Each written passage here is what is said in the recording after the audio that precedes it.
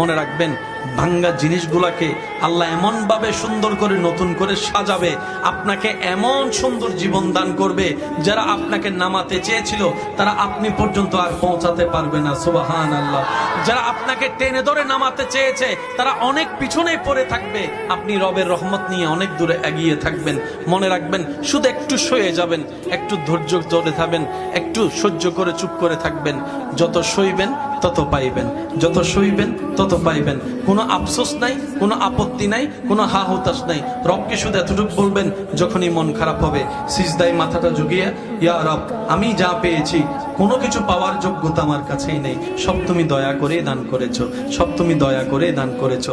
একটা জিনিস পাওয়ার যোগ্যতা আমার নাই, এই চোখ পাওয়ার মতো যোগ্যতা আমার কাছে নেই, এই কান শোনার মতো কান আমার কাছে নেই। আল্লাহ, কোনো কিছুরই পাওয়ার যোগ্যতা নাই, তুমি দয়া করে দেখার জন্য দুইটা চোখ দিয়েছো, তোমার দরবারে শুকরিয়া।